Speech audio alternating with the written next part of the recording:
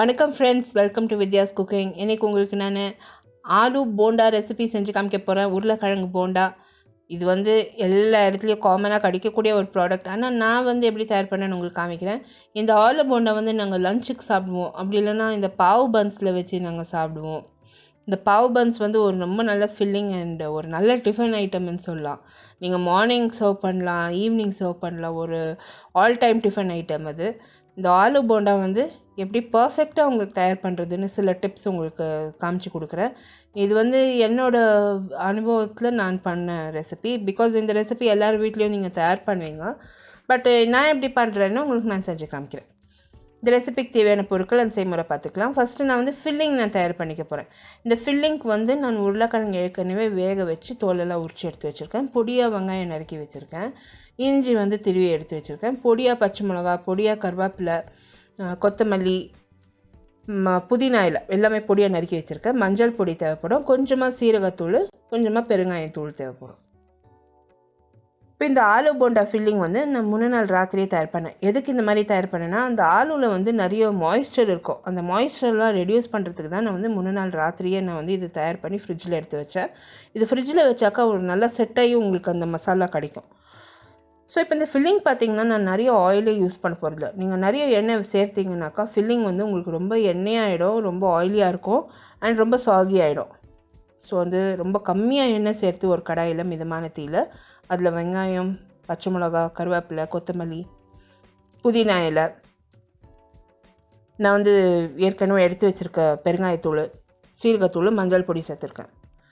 ரொம்ப less oil, ஒரு 2 teaspoon oil கூட யூஸ் பண்ணல. அவ்வளோ எண்ணெய் சேர்த்து நான் இந்த வெங்காயத்தை நல்லா ஃப்ரை பண்ணியிருக்கேன். லைட் ப்ரௌன் கலர் வர வரைக்கும் ஃப்ரை பண்ணேன். அந்த வெங்காயத்துலேருந்து தண்ணி சத்தெல்லாம் நல்லா ஃப்ரை ஆகிடணும். ஸோ இப்போ இந்த வெங்காயம் நல்லா ஃப்ரை ஆனதோ உருளைக்கிழங்கை நான் பொடி பொடியாக தயார் பண்ணி வச்சுருக்கேன். அந்த உருளைக்கிழங்கு சேர்க்க போகிறேன். இந்த வெங்காயம் ஃப்ரை ஆகிறதுக்கு நான் உப்பு சேர்த்துருக்கேன் இப்போதைக்கு. இது பார்த்திங்கன்னா இந்த ஃபில்லிங் தாங்க எல்லாமே.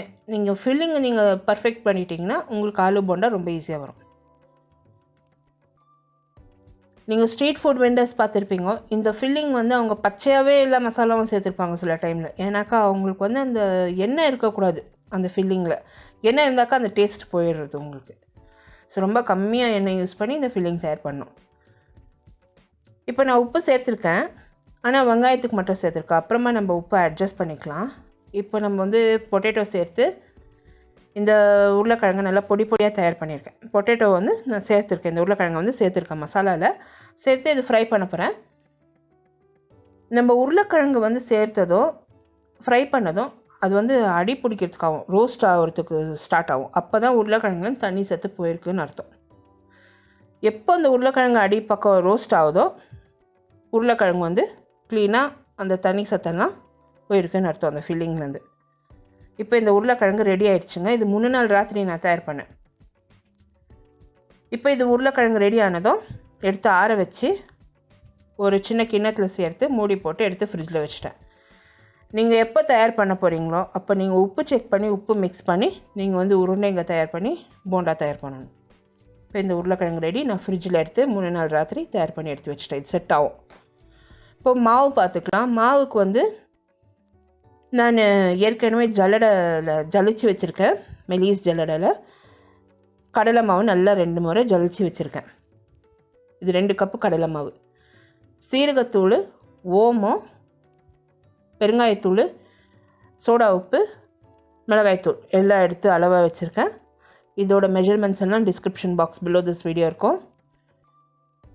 இப்போ 2 முறை நல்லா அந்த கடலை மாவை நீங்கள் ஜலிச்சிங்கன்னா அது நல்லா சாஃப்டாக வரும். உங்களுக்கு மேலே பஜ்ஜி மாவு ரொம்ப சாஃப்டாக வரும். இப்போ நான் இந்த பஜ்ஜி மாவு தயார் பண்ணுறதுக்கு அந்த கடலை மாவை ஒரு பாத்திரத்தில் சேர்த்துருக்கேன். அதில் மிளகாய்த்தூள், உப்பு, ஓமம், சீரகத்தூள், சோடா உப்பு எல்லாம் சேர்த்துருக்கேன். அளவுக்கு தகுந்த மாதிரி உப்பு சேர்த்துருக்கேன். 2 டேபிள் ஸ்பூன் அளவுக்கு எண்ணெய் காசி அதில் சேர்த்துருக்கேன். சூடு எண்ணெய். கொஞ்சம் கொஞ்சமாக தண்ணி விட்டு இது கட்டி முட்டி தட்டாமல் மாவு கரைச்சிக்கினேன். தோசை மாவு பதத்தோட கொஞ்சம் திக்னஸாக இருக்கணும். இட்லி மாவோட கொஞ்சம் தின்னாக இருக்கணும். ஸோ அந்த மாவு கன்சிஸ்டன்சி நீங்கள் கரைக்கணும் மாவை. நீங்கள் மாவு கரைச்சிட்ட பிற்பாடு நீங்கள் வந்து உங்களோட விரலே நீங்கள் நினச்சி பார்த்தீங்கன்னா அந்த மாவு உங்கள் விரலில் கோட் ஆகணும். அப்படி இல்லைன்னா ஒரு ஸ்பூனை நினச்சி பார்த்தீங்கன்னா அந்த மாவு வந்து அந்த ஸ்பூனில் கோட் ஆகணும். ஸோ இப்போ இந்த மாவு வந்து தயாராகிடுச்சு.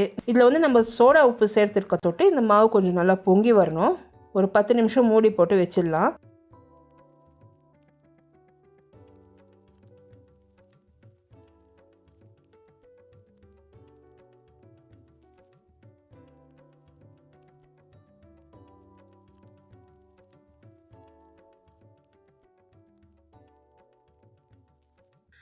இந்த மாவு ரெடி ஆகிடுச்சுங்க. கட்டி முட்டி தட்டாமல் நல்லா தயார் பண்ணியிருக்கேன். மூடி போட்டு அந்த சோடா உப்பு நல்லா பொங்குறதுக்கு விட்டுருக்கேன் நான் மாவில்.